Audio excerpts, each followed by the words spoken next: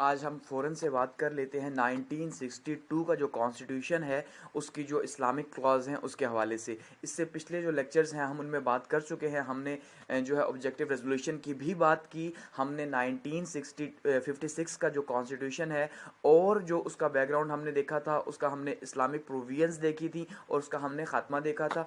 अब हम आगे बढ़ते हैं और बात करते हैं 1962 के कॉन्स्टिट्यूशन की, जो कि अयूब खान ने दिया था और उन्होंने ये कहा था कि ये अवामी उमंगों के मुताबिक होगा। तो लेट्स चेक, इसको देखते हैं कि इसमें उन्होंने क्या कहा। तो इसमें उन्होंने तकरीबन आप कह लें कि कुछ वैसी ही क्लॉज शामिल थी जो कि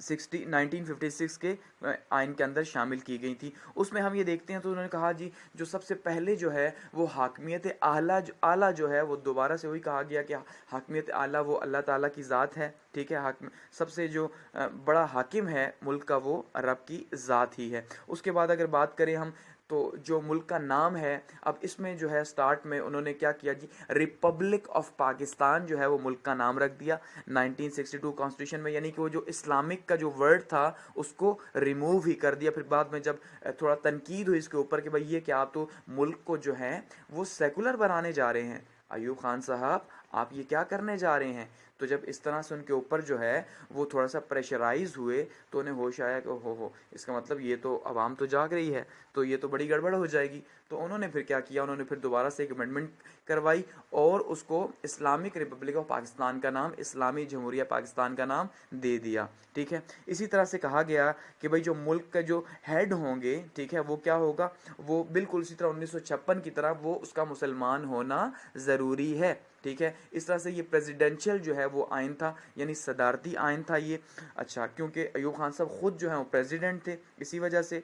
इसके बाद जी कहा गया कि जो बेसिक प्रिंसिपल्स हैं, जो बेसिक राइट्स हैं हर एक के, उनको प्रोटेक्ट किया जाएगा बिल्कुल 1956 की तरह। अच्छा जी, अब नेक्स्ट अगर हम बात करें तो उसमें जी जो फॉरेन पॉलिसी होगी उस पर फोकस किया जाएगा और उन मुल्कों के साथ ताल्लुकात को अच्छा बनाया जाएगा जो हमारे नज़रियाती तहफ़्फ़ुज़ के लिए अहम हैं, यानी कि इस्लामिक कंट्रीज़ के साथ रिलेशन को अच्छा बनाया जाएगा। ठीक हो गया। अच्छा, इसमें एक और जो इम्पॉर्टेंट पॉइंट था वो क्या था कि इस्लामिक एडवाइजरी कौंसल जो थी उसको भी बनाया गया था कि भाई हम एक इस्लामिक एडवाइजरी कौंसिल बना रहे हैं, उसके अंदर क्या होगा, उलमा और जो शरीयत के जो लॉज हैं, जो एक्सपर्ट्स हैं, लॉ के एक्सपर्ट्स, उनको शामिल किया जाएगा। अच्छा, वो क्या करेंगे जनाब, वो ये करेंगे कि वो देखेंगे कि भाई कौन सा लॉ जो है मुल्क में वो इस्लाम के ख़िलाफ़ है और उसको कैसे जो है वो बेहतर किया जाए या अकॉर्डिंग टू इस्लाम किया जाए,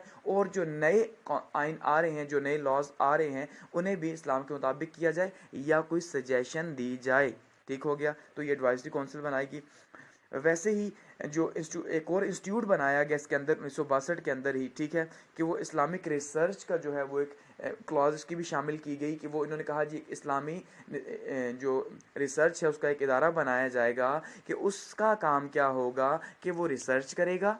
ठीक है, किसके ऊपर, इस्लामिक लॉज के ऊपर, और बिल्कुल वैसे ही देखेगा कि हमने इन फ्यूचर कौन कौन से लॉज इंप्लीमेंट करने हैं तो वो किस तरह अकॉर्डिंग टू इस्लाम होंगे। ठीक हो गया, तो ये कुछ वैसे ही पॉइंट्स थे जो कि 1956 के कॉन्स्टिट्यूशन के अंदर थे, वही जो है 62 के कॉन्स्टिट्यूशन के अंदर शामिल किए गए थे। अब 56 का जो कॉन्स्टिट्यूशन था वो पार्लिमानी टाइप का था। ठीक है, अब ये भी पार्लिमानी था, लेकिन यहाँ पे जो सबसे था वो प्रेसिडेंशियल सिस्टम था। क्यों था, क्योंकि अयूब खान प्रेसिडेंट थे, मार्शल लॉ प्रेसिडेंट। ठीक है, तो इसलिए वो तो चाहते ही थे कि ऐसा सिस्टम आए। तो ये कुछ बेसिक पॉइंट्स थे। तो इसमें हम आगे देखेंगे कि अब इससे आगे जो है ना क्या हुआ। तो इसका हमने देखा कि जब तक अयूब खान रहे, ठीक हो गया, तब तक तो ये कॉन्स्टिट्यूशन चलता रहा। उसके बाद जब याह्या खान आए तो इवन उन्होंने भी इस आइन को चेंज कर दिया, वो अपने कुछ पॉइंट के साथ गवर्नमेंट करते रहे। फिर 1973 का जो कॉन्स्टिट्यूशन है, फाइनल कॉन्स्टिट्यूशन, वो आया। तो हम नेक्स्ट में उसे देखेंगे कि वो जो है उसके क्या की पॉइंट्स हैं। ठीक है।